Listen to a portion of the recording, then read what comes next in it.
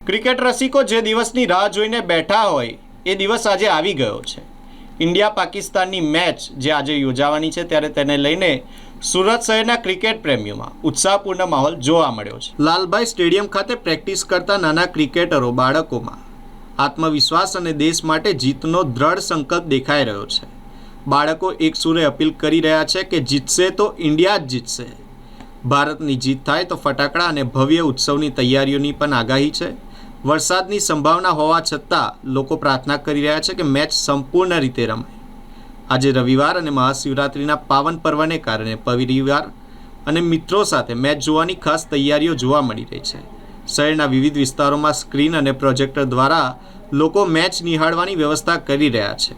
India Pakistan મેચને લઈને સુરતમાં ક્રિકેટનો craze ચરમસીમાએ છે. મારું નામ કુંજ દેસાઈ છે. તમે કેટલા ટાઈમથી પ્રેક્ટિસ કરવા માટે અને સુરતની કઈ જગ્યા પર પ્રેક્ટિસ કરો છો? મેં અહીંયા છેલ્લા 6 થી 7 વર્ષ પ્રેક્ટિસ કરું છું. લાલભાઈ ક્રિકેટ એકેડમી પર આવું છું. આજે ભારત અને પાકિસ્તાનનો મેચ છે, તમે કઈ દિશામાં જોઈ રહ્યા છો, શું જોઈ રહ્યા છો? બહુ એક્સાઇટિંગ માહોલ છે અત્યારે તો. ભારત પાકિસ્તાનનું મેચ છે, રાઇવલરી બહુ સારી છે. એટલે પ્લેયર્સ તો બંનેમાં ઇનફોર્મ પ્લેયર્સ છે. પાકિસ્તાનમાં પણ બોલર્સ બહુ સારું છે અને ઇન્ડિયામાં બી બેટ્સમેન બહુ સારી રીતે પરફોર્મ કરી રહ્યા છે. તો મેચ ટફ હશે અને એક્સાઇટિંગ હશે. આજે અંબાલાએ એક આગાહી કરી છે વરસાદની, તો ભારત ટોસ જીતે તો ભારતને શું કરવું? વિકેટ જે હિસાબની હોય તે હિસાબે એક ડિસિઝન લેવો જોઈએ. અત્યારે તો કંઈ નહીં કહેવાય. ઓન ધ સ્પોટ જે વિકેટ એ લોકોને મળે તે હિસાબે એ લોકો ડિસિઝન લઈ શકે. ભારત મેચ જીતે અને પાકિસ્તાનને હરાવે છે તો તમે કઈ રીતે એન્જોય કરશો? ફટાકડા ફોડશું ને એમ જે નોર્મલ રિચ્યુઅલ છે સુરતમાં કે બધા ભાગળ ચોક પર ગઈને સેલિબ્રેટ કરે, તો એ કરવાની ઈચ્છા છે. મારું નામ વેદ લુખી છે. આપણી ઉંમર કેટલા વર્ષની છે બેટા? હું 15 વર્ષનો છું. કેટલા ટાઈમથી તમે અહીંયા પ્રેક્ટિસ કરવા માટે સુરતની કઈ જગ્યા પર આવો છો? હું 5-6 વર્ષથી પ્રેક્ટિસ કઈ કરું છું જગ્યા? અને લાલભાઈ ક્રિકેટ એસોસિએશન. આજે ભારત અને પાકિસ્તાનનો મેચ છે, તમે કઈ દિશામાં જોઈ રહ્યા છો? હું તો બહુ એક્સાઇટેડ છું મેચ જોવા માટે. એકદમ ગટ ફિલિંગ એટલે બટરફ્લાય આવે છે સમકમાં કે કોણ જીતશે કોણ નહીં. બેઉ ટીમ ટફ છે. ઇન્ડિયાની પણ બેટિંગ સારી છે અને પાકિસ્તાનની પણ T20 વર્લ્ડ કપમાં બેટિંગ સારી છે. તો જોઈએ હવે એન્ડ રિઝલ્ટ શું આવે. હવે જોવા ભારત ટોસ જીતશે તો બેટિંગ કરશે કે બોલિંગ કરે? ટર્નિંગ વિકેટ છે તો પહેલાં અગર બેટિંગ કરે તો આગળ જઈને ટર્ન વધારે થાય તો એ ભારતને હેલ્પફુલ થશે. સેકન્ડ ઇનિંગમાં વધારે ટર્ન મળશે.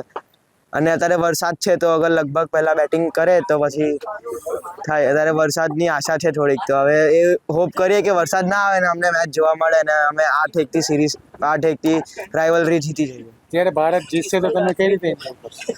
અમે તો એકદમ મસ્ત એન્જોય કરશું. ફટાકડા ફોડશું, બધું એકદમ નાચશું ને બધું કરશું. મારું નામ સોહમ ગઢવી છે. સોનભાઈ, તમે ક્યાં પ્રેક્ટિસ કરવા માટે મેચ રમવા માટે આવો છો? હું લાલભાઈ ક્રિકેટ એસોસિએશનમાં પ્રેક્ટિસ કરું છું. કેટલા ટાઈમથી તમે પ્રેક્ટિસ કરો? 2-1 વર્ષથી પ્રેક્ટિસ કરી રહી. આજે ભારત અને પાકિસ્તાનની મેચને તમે કઈ એમાં જોઈ રહ્યા છો, શું જોઈ રહ્યા છો? અમે એમ જોઈ રહ્યા છીએ કે આજે ભારત જીતવું જોઈએ, કારણ કે હવે પાકિસ્તાન હારશે તો પછી એ લોકો આગળ રમવા માટે ના જ પાડી દેવાના છે. એટલે ભારત કન્સિસ્ટન્સી જીતે જ છે પાકિસ્તાનની સામે. આજે વરસાદી માહોલ બી છે, અંબાલાએ આગાહી બી કરી છે, તમે શું જોયું? આગાહીનો ખોટી પડે એવું ઈચ્છીએ છીએ, કારણ કે મેચ જોવા માંગીએ છીએ. કઈ રીતે તમે સ્કોર પહેલી બેટિંગ કરવું જોઈએ કે બોલિંગ કરવું જોઈએ? એવું લાગે છે કે અંબાલાલે આગાહી આપી છે તો વરસાદ પડે તો આપણે પહેલી બોલિંગ કરીશું. બોલિંગ કઈ રીતે સ્કોર થવું જોઈએ અને સામેવાળાને કઈ રીતે ટીપ આપશો? અમે એવી રીતે ટીમ આપવા માંગશું કે છે ને ખાલી તમે કન્સિસ્ટન્ટલી બેટિંગ કરો, ઓપનર્સ ચાલે એવું અમારી ઈચ્છા છે. જીતશે ભારત તો તમે કઈ રીતે એન્જોય? અમે ફટાકડાને એવું બધું ફોડીશું, સેલિબ્રેશન કરીશું.